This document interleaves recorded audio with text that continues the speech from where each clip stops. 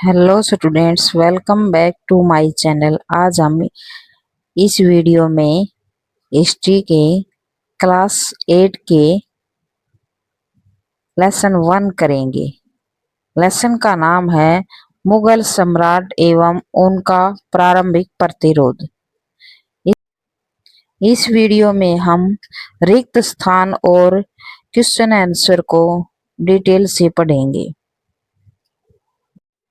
रिक्त स्थान भरो। हल्दी घाटी युद्ध में महाराणा प्रताप को खालिस्तान ने सहायता की। हल्दी घाटी युद्ध में महाराणा प्रताप की सहायता किसने की थी? भील सरदार राणा पुंजा ने। खालिस्तान गढ़मंडला की रानी थी। गढ़मंडला की रानी का क्या नाम था? रानी दुर्गावती। थर्ड नंबर है, खालिस्तान ने चावंड को अपनी राजधानी बनाया। किसने चावंड को अपनी राजधानी बनाया था? महाराणा प्रताप ने चावंड को अपनी राजधानी बनाया। फोर्थ नंबर है, मुगल खालिस्तान से भारत आए थे। मुगल कहाँ से भारत आए थे? मध्य एशिया से। फिफ्थ नंबर है, राजस्थान के प्रसिद्ध खालिस्तान वंश की स्थापना बप्पा रावल ने की थी। बप्पा रावल ने किस वंश की स्थापना की थी? राजस्थान के वंश का नाम है सिसोदिया वंश। अभी हम करेंगे क्वेश्चन आंसर। फर्स्ट क्वेश्चन है, हेमचंद्र विक्रमादित्य के विषय में टिप्पणी लिखें। हेमचंद्र विक्रमादित्य कौन था? उसके बारे में डिटेल से बताएं। उत्तर है, हेमचंद्र विक्रमादित्य का जन्म 1501 ईस्वी में राजस्थान के अलवर जिले में हुआ। तो हेमचंद्र विक्रमादित्य का जन्म कब हुआ? 1501 में राजस्थान के अलवर जिले में। दूसरा पॉइंट है, शेरशाह सूरी ने हेमू की योग्यता से प्रभावित होकर उसे अपनी सेना में भर्ती कर लिया। तो शेरशाह सूरी ने क्या किया? हेमू, जो हेमचंद्र विक्रमादित्य था, उसकी योग्यता से प्रभावित होकर उसे क्या कर लिया? सेना में भर्ती कर लिया। तीसरा नंबर है, हेमू प्रशासनिक क्षमता के साथ साथ व्यापार और सैनिक संबंधी कार्यों में भी निपुण था। चौथा पॉइंट है, 1556 ईस्वी में उसने दिल्ली पर अधिकार करके विक्रमादित्य की उपाधि धारण की। और फिफ्थ नंबर है, उसी वर्ष द्वितीय पानीपत के युद्ध में अकबर की सेना में लड़ते हुए वह पराजित हुआ और वीरगति को प्राप्त हुआ। देखो, हेमचंद्र विक्रमादित्य का जन्म 1501 में अलवर राजस्थान में हुआ और हेमू की योग्यता से प्रभावित होकर शेरशाह सूरी ने उसे सेना में भर्ती कर लिया और उसे बहुत सारे कार्य सौंप दिए, जिसमें प्रमुख थे व्यापार और वित्त संबंधी कार्य। 1556 ईस्वी में दिल्ली पर अधिकार करने के बाद विक्रमादित्य की उपाधि धारण की और पानीपत के दूसरे युद्ध में अकबर के साथ लड़ाई करते हुए वीरगति को प्राप्त हो गई। सेकंड क्वेश्चन है, हल्दी घाटी का युद्ध कब हुआ और उसके क्या परिणाम हुए? तो हल्दी घाटी के युद्ध के बारे में पढ़ेंगे और लड़ाई करने के बाद क्या परिणाम निकले। उत्तर है, हल्दी घाटी का युद्ध 1576 ईस्वी में हुआ और यह युद्ध महाराणा प्रताप और राजा मानसिंह की सेना के बीच हुआ। तो हल्दी घाटी का युद्ध कब हुआ? 1556 ईस्वी में। और किस किस के बीच हुआ? महाराणा प्रताप और राजा मानसिंह की सेना के बीच हुआ। और इसके क्या परिणाम निकले? हल्दी घाटी के युद्ध के बाद महाराणा प्रताप के नेतृत्व में लोगों का विश्वास बढ़ गया। दूसरा पॉइंट है, महाराणा प्रताप वीर शिरोमणि के रूप में प्रसिद्ध हुए। हल्दी घाटी के युद्ध का क्या परिणाम निकला? इसके बाद महाराणा प्रताप का जो लोगों के प्रति विश्वास था वो ज्यादा बढ़ गया और महाराणा प्रताप को वीर शिरोमणि के नाम से जाना जाने लगा।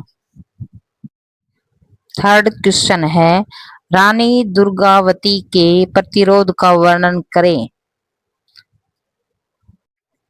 उत्तर है मुगल शासक गोंडवाना राज्य पर अधिकार कर अपने राज्य का विस्तार करना चाहते थे। दूसरा पॉइंट है अकबर ने 1564 ईस्वी में आसफ खान को गोंडवाना पर आक्रमण करने का आदेश दिया। तीसरा पॉइंट है आक्रमणकारी मुगल सेना में 50,000 पैदल व घुड़सवार सेना थी, जबकि रानी दुर्गावती के पास कितनी सेना थी? 20,000 सैनिक और 1,000 हाथी शामिल थे। फोर्थ पॉइंट है रानी दुर्गावती ने बड़ी वीरता और साहस के साथ मुगल सेना का मुकाबला किया। युद्ध में गंभीर रूप से घायल होने पर उसने आत्मसमर्पण नहीं किया, उसकी बजाय उसने वीर गति प्राप्त करना स्वीकार किया। उनका बलिदान भारतीय इतिहास में वीरता और स्वाभिमान का प्रतीक माना जाएगा। रानी दुर्गावती और मुगल शासकों के बीच लड़ाई थी और मुगलों में भी अकबर के बीच लड़ाई थी ये। तो मुगल शासक क्या कर रहे थे?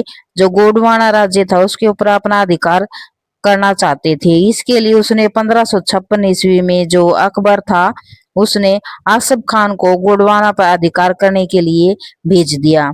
तो आक्रमणकारियों के जो अकबर थे उसके पास 50,000 पैदल सेना थी और घुड़सवार सेना थी, जबकि रानी दुर्गावती थी उसके पास केवल 20,000 सैनिक थे और 1,000 हाथी थे।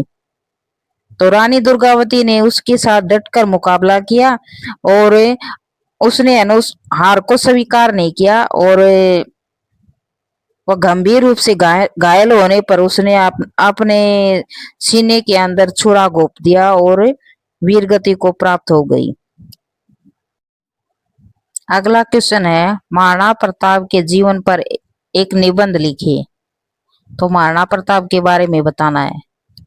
उत्तर है महाराणा प्रताप का जन्म 1540 ईस्वी में राजस्थान में हुआ। महाराणा प्रताप को 12 वर्ष की आयु में सिंहासन पर बैठा दिया गया और वे धन दौलत के स्थान पर मान सम्मान को अधिक महत्व देते थे। हल्दी घाटी के युद्ध के बाद महाराणा प्रताप के नेतृत्व में लोगों का विश्वास बढ़ गया था। उन्होंने लगभग 25 वर्षों तक मुगलों के साथ डटकर मुकाबला किया और 1597 ईस्वी में महाराणा प्रताप की मृत्यु हो गई। उनके द्वारा लिखित पुस्तक का नाम है राज्याभिषेक पत्ती, भारतीय शासकों के लिए आदर्श बनी।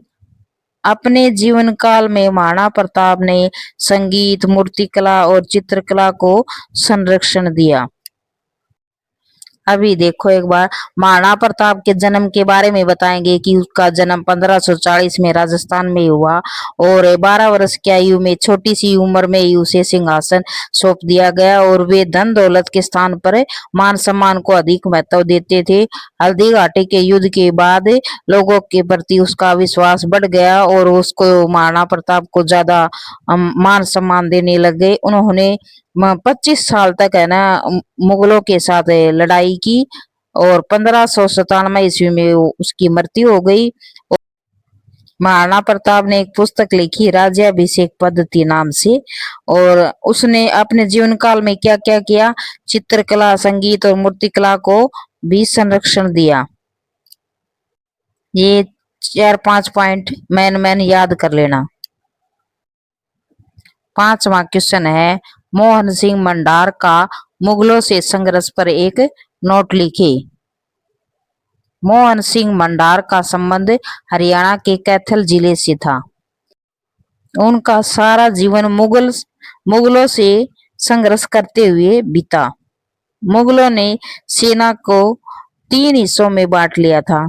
जब ग्रामीण युद्ध में व्यस्त थे तभी उसने क्या किया? बाबर के जो सैनिक थे उन्होंने पीछे से आकर गांव पर हमला कर दिया और मोहन सिंह को कैद कर लिया और कैद करने के बाद उससे बोला गया कि इस्लाम कबूल कर। जब उसने कबूल करने से इस्लाम को मना कर दिया तब उसकी हत्या कर दी गई। मोहन सिंह मंडार है वो हरियाणा के कैथल जिले का था।